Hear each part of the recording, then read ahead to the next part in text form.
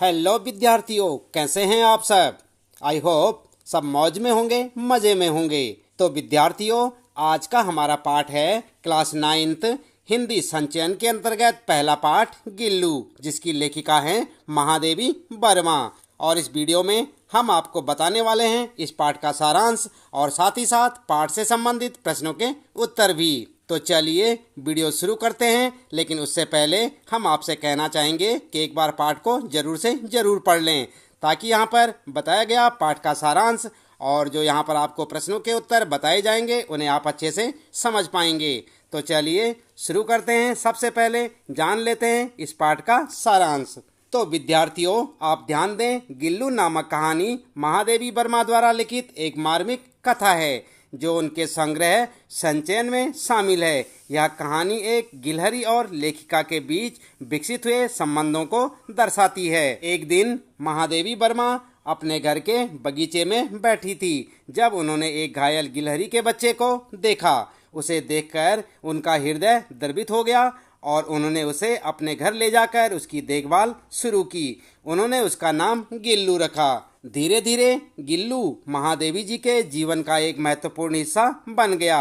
वह उनके साथ उनके कमरे में रहता, उनकी टेबल पर बैठता और उनके साथ हर समय जुड़ा रहता। गिल्लू का चंचल और प्यारा स्वभाव महादेवी वर्मा को बहुत भाता था। वह उनके कंधे पर चढ़ता, उनकी उंगलियों से खेलता और अपनी छोटी छोटी हरकतों से उन्हें खुश करता। महादेवी वर्मा ने गिल्लू की हर जरूरत का ध्यान रखा और उसे अपने बच्चे की तरह प्यार दिया। समय के साथ गिल्लू और महादेवी वर्मा का संबंध और गहरा हो गया। गिल्लू अपनी छोटी सी दुनिया में बहुत खुश था और महादेवी जी के जीवन में खुशियां भरता था। लेकिन गिल्लू का जीवन छोटा था। कुछ समय बाद उसकी सेहत बिगड़ने लगी और वह कमज़ोर हो गया। महादेवी जी ने अपनी पूरी कोशिश की, लेकिन अंततः गिल्लू इस दुनिया को छोड़कर चला गया। गिल्लू की मौत महादेवी वर्मा के लिए एक गहरा सदमा था। इस कहानी के माध्यम से महादेवी वर्मा ने यह संदेश दिया है कि जानवरों और इंसान के बीच भी एक अनमोल और सच्चा रिश्ता हो सकता है जो प्रेम, देखभाल और विश्वास पर आधारित होता है। इस कहानी में गिल्लू और महादेवी वर्मा के बीच का रिश्ता एक अद्भुत उदाहरण है कि कैसे एक छोटे से जीव ने उनके जीवन को खुशियों से भर दिया। ठीक है, तो ये था यहाँ पर गिल्लू कहानी का सारांश जो कि हमने आपको यहाँ पर पढ़कर सुनाया। उम्मीद है कि आपको अच्छे से समझ आया होगा। आप चाहें तो इसे अपनी नोटबुक में नोट करें और एक बार अच्छे से याद भी कर लें। आइए इसके बाद यहाँ पर जान लेते हैं इस पाठ से संबंधित प्रश्नों के उत्तर अभ्यास प्रश्न उत्तर में। और यहाँ पर सबसे पहला प्रश्न है, सोनजुई में लगी पीली कली को देख लेखिका के मन में कौन से विचार उमड़ने लगे। तो क्या लिखेंगे आप उत्तर। उत्तर में आप लिख सकते हैं, सोनजूही की पीली कली मनमोहक होती है। लेखिका को विचार आया कि वह छोटा जीव लता की सघन हरी तिमा में छिपकर बैठ जाता था। उसका नाम गिल्लू था। लेखिका के निकट पहुंचते ही उनके कंधे पर कूदकर उन्हें चौंका देता था। तब लेखिका को कली की खोज रहती थी, पर आज उस लघु प्राण की खोज थी। लेखिका को गिल्लू से इतना लगाव हो गया था कि उसकी मौत के पश्चात भी वह उसे भुला नहीं पा रही थी। आई बात समझ में। इस प्रकार से आप अपने इस पहले प्रश्न का उत्तर लिख सकते हैं। इसके बाद आइए देख लेते हैं। यहाँ पर दूसरा प्रश्न है, पाठ के आधार पर कौवे को एक समादरित और अनादरित प्राणी क्यों कहा गया है। तो आप जानते हैं, आपने पाठ में पढ़ लिया होगा। चलिए उत्तर में देख लेते हैं। उत्तर लिखेंगे, कौवा बड़ा विचित्र प्राणी है। इसका कभी आदर किया जाता है तो कभी अनादर। श्राद्ध में लोग कौवे को आदर से बुलाते हैं। ऐसा माना जाता है कि पितृपक्ष में हमारे पुरखे हमसे कुछ पाने के लिए कौवे बनकर ही आते हैं। इसका अनादर इसलिए किया जाता है क्योंकि काँव काँव करके हमारा सिर खा जाते हैं। इसकी कर्कश वाणी किसी को नहीं भाती, हालांकि किसी प्रियजन के आने की सूचना यह अपनी कर्कश आवाज से ही देता है। ठीक है, तो इस प्रकार से आप अपने दूसरे प्रश्न का उत्तर लिख सकते हैं। इसके बाद फिर शुरू होता है आपका तीसरा प्रश्न। यहाँ पर गिलहरी के घायल बच्चे का उपचार किस प्रकार किया गया। तो उत्तर में आप लिख सकते हैं, लेखिका गिलहरी के घायल बच्चे को उठाकर अपने कमरे में ले गई। रुई से उसका खून पोंछकर उसके घावों पर पसलिन का मरहम लगाया। उसकी भूख मिटाने के लिए रुई की बत्ती दूध में भिगोकर उसके मुंह पर लगाई गई, पर दूध की बूंदें मुंह के दोनों तरफ गिर गई। कई घंटे के उपचार के बाद वह उसके मुंह में पानी की एक बूंद टपकाने में सफल हुई। 3 दिन में वह स्वस्थ हो गया। ठीक है, इस प्रकार से आप अपने इस तीसरे प्रश्न का उत्तर लिख सकते हैं, साथ साथ याद भी करते रहें। इसके बाद यहाँ पर चौथा प्रश्न आपका शुरू होता है, लेखिका का ध्यान आकर्षित करने के लिए गिल्लू क्या करता था? तो जानते हैं आप क्या करता था? उत्तर में आप लिख सकते हैं, लेखिका का ध्यान आकर्षित करने के लिए गिल्लू उनके पैरों तक आकर सर्र से पर्दे पर चढ़ जाता और फिर उसी तेजी से उतरता। उसका यह दौड़ने का क्रम तब तक चलता रहता जब तक लेखिका उसे पकड़ने के लिए उठ न जाती। ठीक है, अगला प्रश्न है फिर यहाँ पर आपका, गिल्लू को मुक्त करने की आवश्यकता क्यों समझी गई और उसके लिए लेखिका ने क्या उपाय किया?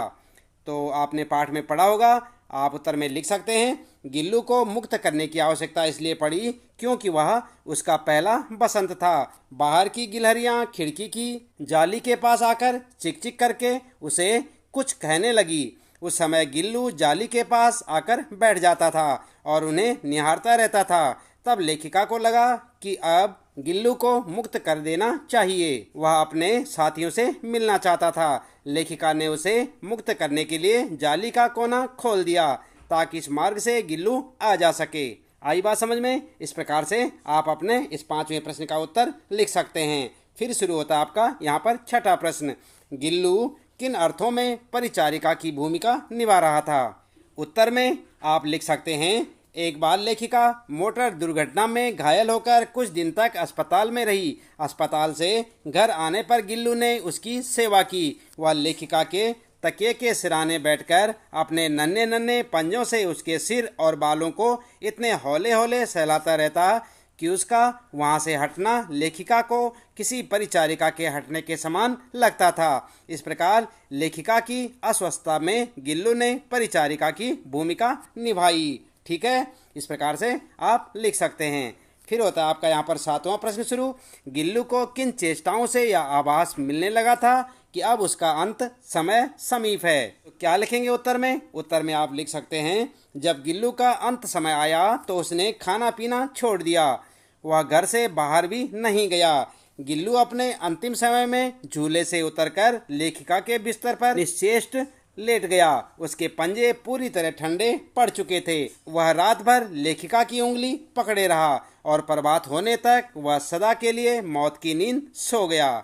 ठीक है, इस प्रकार से आप इसका उत्तर लिख सकते हैं। इसके बाद यहाँ पर है आपका 8वां प्रश्न, प्रभात की प्रथम किरण के स्पर्श के साथ ही वह किसी और जीवन में जागने के लिए सो गया का आशय स्पष्ट कीजिए। तो उत्तर में आप इसका आशय स्पष्ट करेंगे। किस प्रकार से करेंगे? आप लिख सकते हैं, इस कथन का आशय है कि प्रातःकालीन सूर्य की किरणों के साथ ही गिल्लू ने अपना शरीर त्याग दिया। किसी अन्य जीवन में जन्म लेने के लिए उसने अपने प्राण छोड़ दिए। लेखिका को यह विश्वास है। ठीक है, इस प्रकार से आप अपना उत्तर लिख सकते हैं। इसके बाद फिर शुरू होता है यहाँ पर 9वां प्रश्न है, सोनजूही की लता के नीचे बनी गिल्लू की समाधि से लेखिका के मन में किस विश्वास का जन्म होता है? तो क्या लिखेंगे उत्तर में? उत्तर में आप लिख सकते हैं, सोनजूही की लता के नीचे बनी गिल्लू की समाधि से लेखिका के मन में इस विश्वास का जन्म होता है कि एक दिन गिल्लू जूही के छोटे से पत्ते के रूप में अवश्य खिलेगा और वह फिर से उसे अपने आसपास अनुभव कर पाएगी। यह विश्वास उन्हें संतोष देता था। ठीक है, तो इस प्रकार से आप अपने इस प्रश्न का उत्तर लिख सकते हैं। तो कुल मिलाकर यहाँ पर आपके सारे प्रश्नों के उत्तर समाप्त होते हैं। उम्मीद है कि आपको अच्छे से समझ आए होंगे। इसी प्रकार हर रोज क्लास 9th हिंदी संचयन के सभी पाठों के प्रश्न उत्तर जानने के लिए लगातार देखते रहें वीडियो, जुड़े रहें हमारे साथ। और यदि आप चैनल में पहली बार आए हैं तो चैनल को सब्सक्राइब अवश्य कर दें, बेल आइकन भी दबा दें ताकि आपको आने वाली प्रत्येक पाठ की वीडियो की नोटिफिकेशन मिलती रहे। मिलते हैं अगली वीडियो में नए पाठ के कुछ नए प्रश्न उत्तरों के साथ।